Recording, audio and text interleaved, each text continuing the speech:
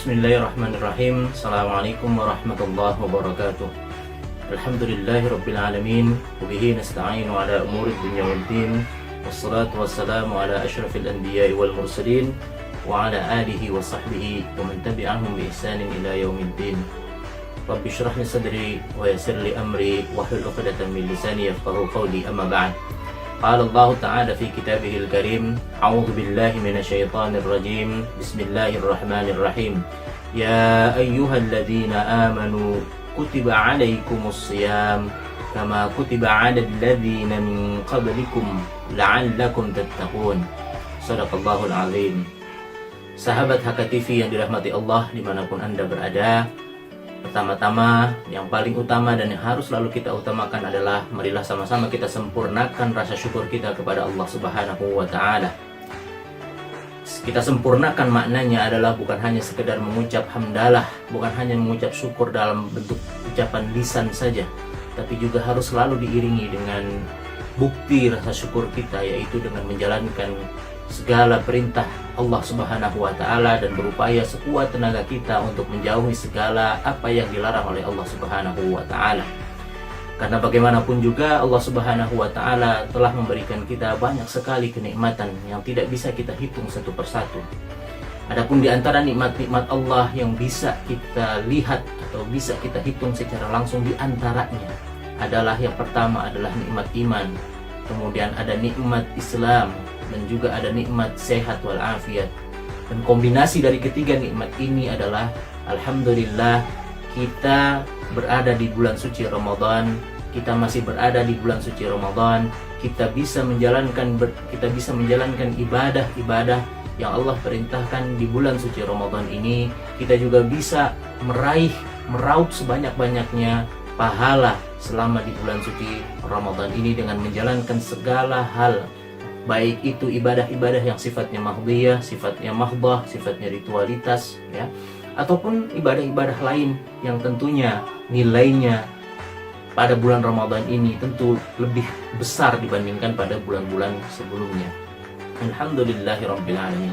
Tak lupa pula salawat dan salam marilah sama-sama kita curah limpahkan kepada kedua hasanah suri tauladan kita Rasulullah Muhammad sallallahu alaihi wasallam yang telah membawa umat manusia dari zaman kejahiliahan, dari zaman kedunguan, dari zaman kebodohan menuju sebuah zaman yang terang benderang dengan ilmu pengetahuan seperti saat ini. Sahabat HKTV yang dirahmati Allah dimanapun Anda berada, sebagaimana yang tadi saya sebutkan di dalam surat Al-Baqarah ayat 143, kama kutiba 'alal ladzina min qablikum la'allakum tattaqun, bahwasanya kita perlu ketahui ibadah puasa ini sebenarnya telah Allah perintahkan bukan hanya kepada umatnya Nabi Muhammad SAW, tapi juga sudah pernah diperintahkan kepada umat-umat sebelum Nabi Muhammad SAW. Dan tentu ini semua dijalankan pada saat itu oleh pendahulu kita, para umat-umat tersebut, tentu dengan penuh rasa keimanan. Ada keyakinan dalam diri mereka bahwasanya ini adalah perintah dari Allah Subhanahu wa Ta'ala. Atau sebagaimana yang kita kenal dalam sabda Rasulullah SAW, man shoma ramadhana imanan wa ihtisaban ghufira lahu ma taqaddama min dhanbi, bahwa modal satu-satunya kita untuk menjalankan ibadah puasa adalah keimanan atau keyakinan kita kepada Allah Subhanahu wa Ta'ala. Sahabat HKTV yang dirahmati Allah dimanapun Anda berada, pada era saat ini, era modern ini, di mana era sains begitu mungkin sedang berada di puncak-puncaknya, perkembangan sains dan teknologi yang begitu cepat di era-era sekarang ini, tentu ini menambah keyakinan, harusnya mampu menambah keyakinan kita kepada Allah Subhanahu wa Ta'ala. Dan di antara penemuan-penemuan ilmiah yang ada saat ini pun itu juga tidak membantah atau tidak mengurangi nilai dari apa yang telah Allah perintahkan kepada kita. Kalau dulu Allah Subhanahu wa Ta'ala memerintahkan para sahabat, ya, dan juga Nabi Muhammad SAW untuk menjalankan puasa dengan modal keimanan, hanya berbasis kepada keimanan, keyakinan kepada Allah Subhanahu wa Ta'ala, maka untuk menambah atau menopang keyakinan tersebut di era sekarang dengan perkembangan ilmu pengetahuan, sains dan juga teknologi, kita bisa dapatkan hikmah lain daripada ibadah puasa yang sedang kita jalani pada bulan Ramadan ini. Apa itu? Penemuan pada tahun 1992 oleh Dr. Yoshinori Ohsumi dari Kyudai atau Kyushu Daigaku atau Kyushu University, Jepang. Beliau menemukan mekanisme atau cara bagaimana tubuh mampu meregenerasi atau mendetoks dirinya sendiri. Pada sebelum-sebelumnya sebenarnya sudah pernah dikemukakan oleh para ilmuwan yang lain, tapi pada saat itu, ya di era sebelum 1992, itu belum pernah ditemukan bagaimana mekanismenya. Sampai akhirnya Dr. Yoshinori Ohsumi ini menjelaskan bagaimana mekanisme itu bisa terjadi. Mekanisme detox, ya, mekanisme regenerasi sel-sel yang sudah rusak atau mati di dalam tubuh kita, yaitu dengan memakan sesamanya, atau proses ini disebut dengan dalam biologi disebut dengan autofagi, ya. Itu terjadi di dalam lingkup sel, ya. Dan yang menariknya adalah penemuan beliau itu, ya, untuk terjadi autofagi itu butuh salah satu cara untuk bisa membuat sel itu melakukan autofagi adalah membuat si sel ini stres. Si sel ini stres bagaimana caranya? Dengan tidak memberikan asupan makanan kepada tubuh, gitu ya. Jadi dengan tidak memberikan asupan makanan, maka sel itu akan stres. Dan stresnya dia akan, lisosom ini yang akan kemudian mengeksekusi itu semua, mengeksekusi sel-sel yang telah mati ataupun rusak, sehingga kemudian terjadi regenerasi sel-sel yang baru di dalam tubuh kita. Nah, ini atas penemuan ini akhirnya Dr. Yoshinori Ohsumi, ya, dari Kyushu Daigaku atau Kyushu University diganjar Nobel pada tahun 2016 atau sekitar 6 tahun yang lalu, atau 24 tahun, ya, 24 tahun setelah penemuan itu dipublikasikan oleh beliau. 24 tahun beliau diganjar Nobel setelah melakukan penemuan tersebut, gitu ya. Nah, ini menjadi menarik. Apa sih sebenarnya efeknya dengan adanya autofagi tersebut? Efeknya adalah tentu tadi ada peremajaan sel. Artinya apa? Peremajaan sel ini menjadi detox atau menyehatkan, pada intinya seperti itu, gitu ya. Menyehatkan, ya, tapi juga kemudian ada batas waktunya. Makanya kemudian puasa inilah yang mampu membuat, karena tadi tidak ada masukan makanan, berarti kan berpuasanya berapa lama? Nah, menurut informasi yang saya dapatkan itu minimum tidak kurang dari 8 jam minimum untuk membuat si sel tadi menjadi stres dan kemudian memakan sel-sel mati tersebut dan meregenerasinya menjadi yang baru. Paling tidak sekitar 8 jam, maksimumnya 16 jam. Sedangkan kita berpuasa di Indonesia itu sekitar kurang lebih 13 jam, 13 sampai 14 jam lah kurang lebih, gitu ya, karena kita berada di garis khatulistiwa, gitu ya. Itu sekitar 13 jam. Artinya apa? Cukup sebenarnya aktivitas puasa yang kita lakukan di Indonesia ini itu cukup untuk melakukan detoksifikasi dalam tubuh kita. Cukup bagi sel-sel di dalam tubuh kita untuk melakukan peremajaan kembali. Itu salah satu penemuan, salah satu sains gitu, yang bisa kita dapatkan atau hikmah kenapa adanya puasa. Salah satunya adalah menyehatkan. Ada hal lagi yang lainnya, ya, manfaat-manfaat yang bisa kita dapatkan dari aktivitas puasa ini. Apa itu? Meningkatkan sistem imunitas kita. Imunitas dalam tubuh kita itu meningkat. Ada sebuah penelitian juga, kalau tidak salah ketika COVID kemarin, ya, ketika COVID sedang tinggi-tingginya kasus COVID itu, ada kemudian sebuah penelitian yang jelas ada di sebuah jurnal itu mengatakan bahwasanya sistem imun itu meningkat manakala kita melakukan intermittent fasting. Intermittent fasting ini apa sih? Ya kurang lebih sama seperti tadi yang diungkapkan oleh Dr.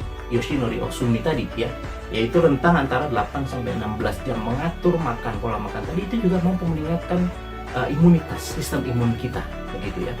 Jadi secara umum kita bisa lihat bahwasanya puasa itu menyehatkan, walaupun hadisnya kalau kita lihat sumu tasihu itu dihukumi dhaif berdasarkan apa yang saya tahu, gitu ya, sampai saat ini hadis sumu tasihu itu adalah statusnya dhaif. Ya, mungkin nanti bisa dikoreksi para asad yang berkompeten di ini. Yang saya dengar, gitu, yang saya baca memang ada beberapa yang mengatakan bahwa hadis ini dhaif.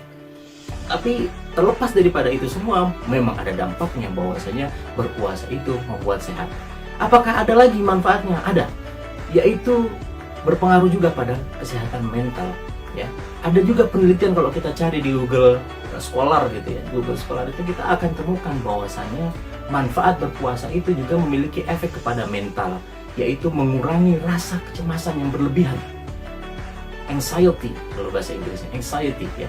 Rasa kecemasan yang berlebihan itu dapat berkurang, ya, dapat berkurang dengan adanya ibadah, dengan menjalankan ibadah selama berpuasa. Atau bahkan ada lagi, bisa mengurangi resiko-resiko seperti jantung, penyakit jantung dan lain sebagainya. Itu ada di penelitian-penelitian ilmiah gitu ya. Saya tidak bisa sebutkan satu persatu gitu kan. Tapi yang jelas ada ya, ada efek-efeknya, ada kesehatan jantung, kemudian ada tadi imunitas, ada detox diri, ada regenerasi sel dan lain sebagainya. Artinya ada banyak manfaat dari sisi sudut pandang sains gitu ya. Kalau kita mau mempelajari tentang apa sih manfaat puasa itu gitu ya. Dan ini ternyata di dalam Islam Allah Subhanahu wa Ta'ala memberikan fasilitas ini kepada kita setahun sekali, yaitu di bulan Ramadan, dengan iming-imingnya bukan hanya sehat. Ya, sebenarnya kan Allah Subhanahu wa Ta'ala mengiming-iminginya dengan pahala. Makanya dikatakan man shama ramadhana imanan wa ihtisaban ghufira lahu ma taqaddama min dhanbi gitu ya. Jadi iming-imingnya adalah pahala dari Allah Subhanahu wa Ta'ala.